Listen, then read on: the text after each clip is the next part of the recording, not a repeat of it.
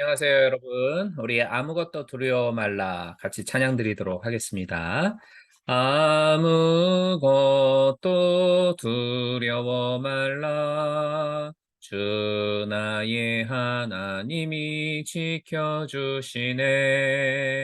놀라지 마라. 겁내지 마라. 주님 나를 지켜주시네. 아무것도 두려워 말라.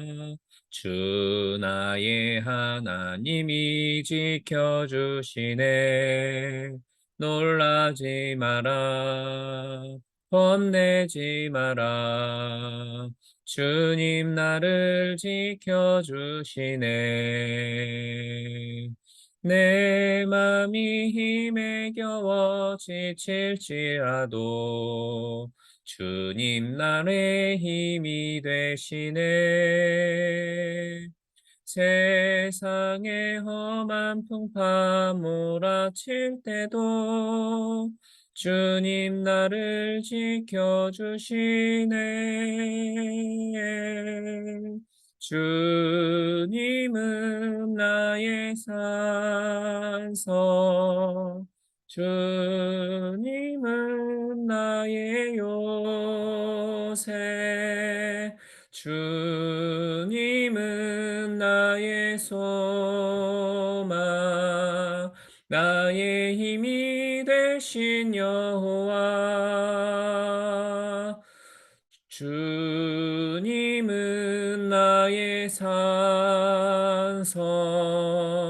주님은 나의 요새, 주님은 나의 소망, 나의 힘이 되신 여호와. 아멘. 기도하겠습니다. 하나님, 오늘도 주님을 바라보며 주를 의지하며 말씀 앞으로 나아갑니다. 우리에게 지혜를 주시고 또 담대함을 허락하여 주시어서 이 땅을 살아갈 때에 하나님이 주시는 지혜와 말씀의 능력으로 넉넉히 승리하는 우리 모두가 되게 하여 주옵소서. 이후의 시간을 주님께 맡기며 예수님의 이름으로 기도드리옵나이다. 아멘. 자, 반갑습니다, 여러분. 오늘 우리가 읽어야 할 200일 성경 통독의 분량은 디모데 전서, 디모데 후서가 되겠습니다. 그 가운데에서 오늘은 디모데 후서 1장 3절부터 7절 말씀을 가지고 함께 은혜를 나누고자 준비를 했어요. 제가 읽어드리도록 하겠습니다. 나의 밤낮 간구하는 가운데에 쉬지 않고 너를 생각하여 청결한 양심으로 조상적부터 섬겨오는 하나님께 감사하고 내 눈물을 생각하여 너 보기를 원함은 내 기쁨이 가득하게 하려 함이니 이는 내 속에 거짓이 없는 믿음을 생각함이라. 이 믿음은 먼저 내 외조모 로이스와 내 어머니 유니게 속에 있더니 내 속에도 있는 줄을 확신하노라. 그러므로 내가 나의 안수함으로 내 속에 있는 하나님의 은사를 다시 부릴 듯 하게 하기 위하여 너로 생각하게 하노니 하나님이 우리에게 주신 것은 두려워하는 마음이 아니요 오직 능력과 사랑과 근신하는 마음이니. 아멘.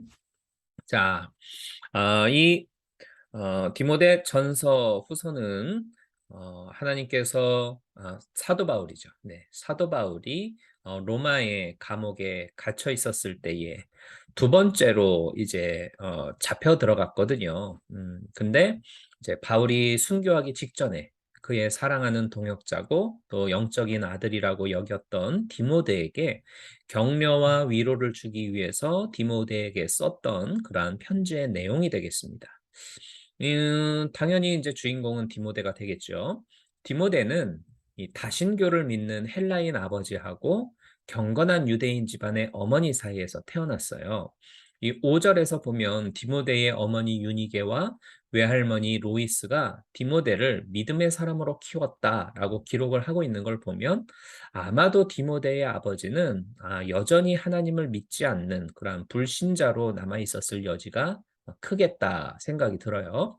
물론 집안 모두가 다 믿어가지고 할머니, 할아버지, 엄마, 아빠 모두의 기도를 먹고 자라면 참 좋겠지만 하나님은 할머니와 어머니, 이 외가 쪽의 믿음과 기도를 받으셔서 이 디모데를 귀한 믿음의 일꾼으로 성장케 해주셨던 것이죠.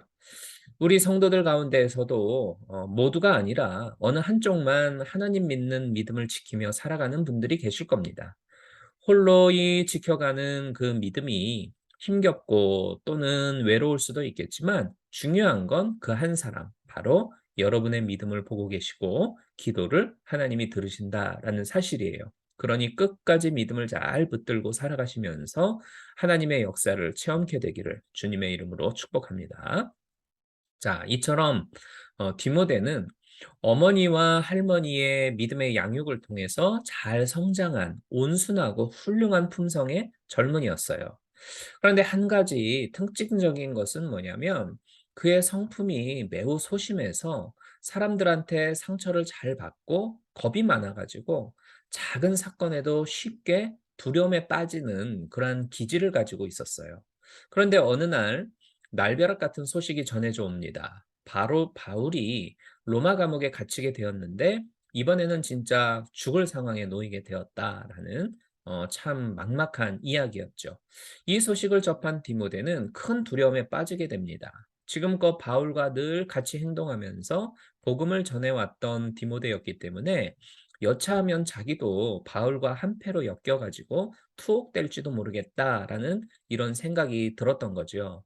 또 과거의 디모데는 사도 바울이 복음을 전하다가 사람들한테 돌맞아가지고 피투성이가 됐던 그런 바울을 본 적이 있어요. 그러다 보니까 디모데 입장에서는 야, 이거 어찌 하다 보면 나도 큰 고난과 아픔을 당하게 될지 모르겠다. 라고 하는 그 염려를 하게 충분했고,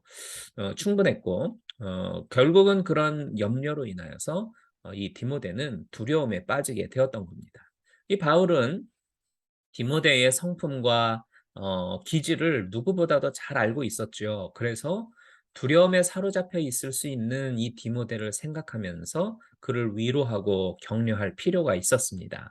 그리고 그 두려움을 극복해낼 수 있도록 용기를 주려고 오늘 편지인 이 디모데서를 이제 쓰게 되어진 거예요. 바울은 6절에서 디모데에게 이렇게 말하죠. 그러므로 내가 나의 안수함으로 내 속에 있는 하나님의 은사를 다시 부릴 듯하게 하기 위하여 너로 생각하게 하노니. 그러니까 이 구절 끝부분에 너로 생각하게 한다라고 되어 있는데 영어 성경을 보면 I remind you 이렇게 되어 있습니다. 그러니까 네가 어떤 사실을 잊지 않도록 다시 생각나도록 해주겠다. 그러니까 remind 내가 해줄게. 바로 이런 뜻이죠. 그런 후에 이어서 7절에서 말씀합니다. 하나님이 우리에게 주신 것은 두려워하는 마음이 아니다. 예, 바로 그렇습니다. 하나님은 우리에게 두려워하는 마음을 주신 적이 없어요. 이런 의미에서 보면 두려워하는 마음이라고 하는 건 하나님을 믿지 않는 불신앙에서부터 비롯된다라고 할 수가 있겠습니다.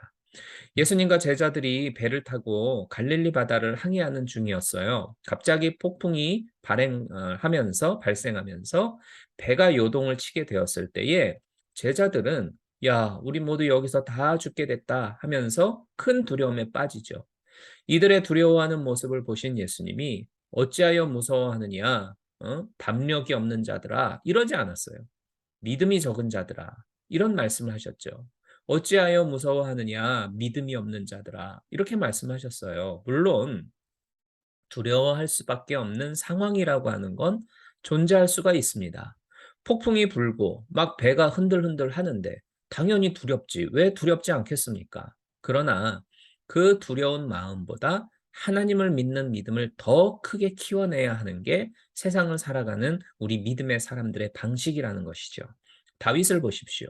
시편 56편 3절에서 내가 두려워하는 날에는 주를 의지하리이다. 이렇게 말을 합니다. 나는 절대 두려워하지 않아. 이렇지를 않고 나도 두려워하는 날이 있었다. 라고 고백을 해요. 그러나 그러할 때일수록 나는 주를 의지하였다. 즉 하나님을 믿는 믿음으로 그 두려움을 극복했다라는 고백을 우리들에게 해주고 있습니다. 여러분, 하나님이 우리에게 주신 것은 두려워하는 마음이 아닙니다. 그러니 만일 두려움이 있다고 한다면 믿음의 눈을 들어 주님을 바라보려고 온 힘을 쏟아내십시오. 두려워하는 마음에 사로잡혀 사는 건 하나님을 믿지 않는 사람이나 하는 모습이에요. 하나님이 나와 함께 하시는데 누가 나를 대적하겠느냐? 하나님이 나의 필요를 채워주시는 아버지시고 모든 것을 합력하여 선을 이루도록 해주실 것이다. 이 믿음을 꼭 붙잡고서 두려움을 떨쳐내며 살아가는 우리 모든 성도님들이 되시기를 주님의 이름으로 축원합니다. 기도하겠습니다. 하나님, 이 땅을 살아가는 동안 여러 많은 사건과 또 현실들로 인하여 두려워할 때가 있습니다. 이러할 때마다 우리의 눈을 들어 주님을 바라보게 하시고 믿음으로 더 견고히 서는 하나님의 사람들 되도록 도와주옵소서. 그래 그 두려움을 떨쳐내고 하나님이 주시는 평안과 또 하나님이 주시는 힘으로 이 세상을 승리하는 우리 모두가 되게 하여 주옵소서. 예수 그리스도의 이름으로 간구하며 기도드리옵나이다. 아멘. 자, 오늘도 좋은 하루 되시고요. 어느덧 주말인데요. 평안한 주말 보내시고 돌아오는 주일날 뵙도록 하겠습니다. 샬롬.